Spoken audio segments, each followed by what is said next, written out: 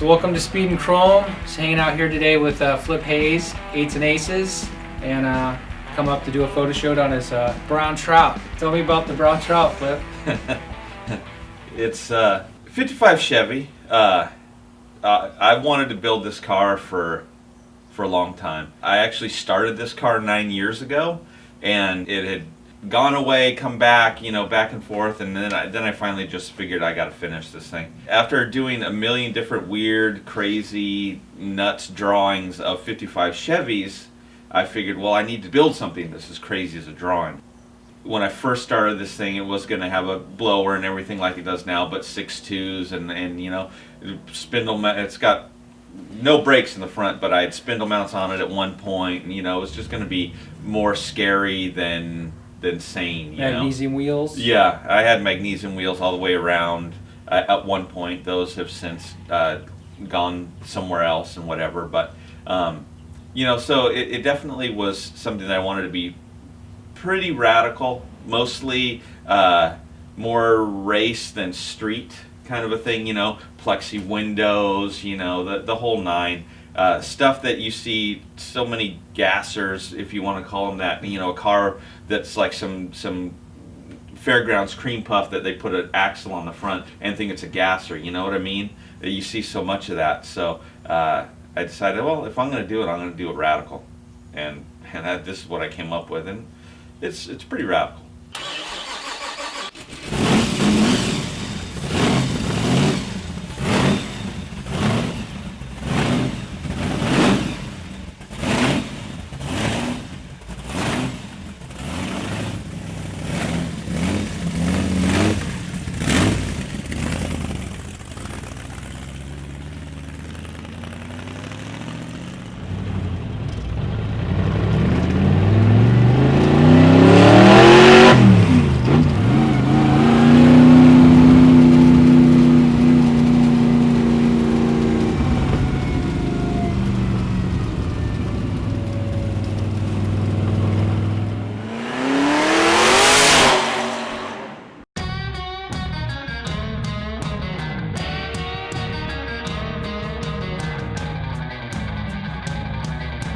At first, I was going to go small block, and then I came across a big block that a buddy of mine had, 0-mile motor.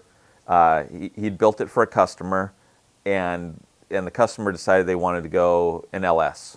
So he had this thing long blocked, and it was sitting on his stand, and he's like, dude, my customer, he's not really paying me. I'm going to sell this thing, whatever happened. So I ended up with that, and it had so much good stuff in it, I couldn't turn it down. It's got a Callie's crank, it's got H-beam rods, it's got aluminum heads, it's got all sorts of good shit inside. And then I figured, well, okay, that's a good foundation. Maybe I was going to go with a tunnel ram at first on this thing. And then the more things snowballed, it was like, okay, well, all right, we're going to maybe put a blower on it. And, the pistons were flat tops, so they weren't high compression pistons necessarily. But they weren't low compression either, so they worked right in the middle of what would be acceptable with a blower. So, I was going to build a blower car to begin with. I've never had a blower car before, so here we are, and it's cool. I mean, it hauls ass, and it's fun. I'm glad that I did it. I don't know if I'd ever build another blower car again, though. It's just a whole lot of madness for just putzing around.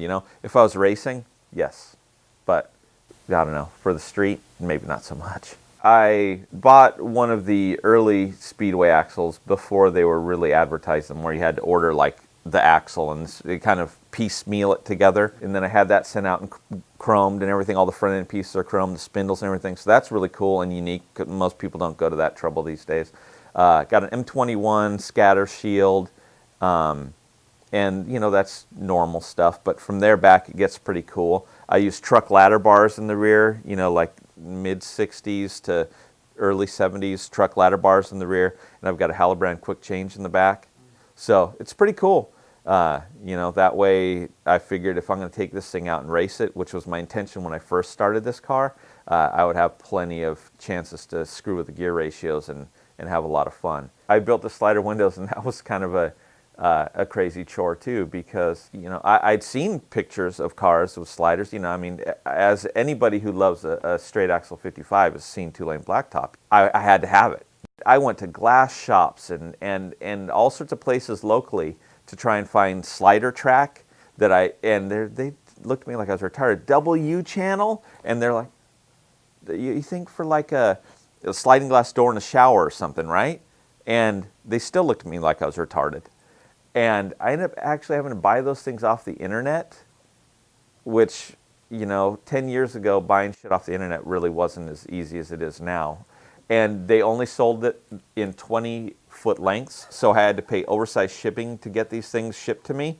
Then I just had to make little mounts, and I think it turned out pretty good, because they actually work good, and then had some plexi cut, and they work out pretty nice in there.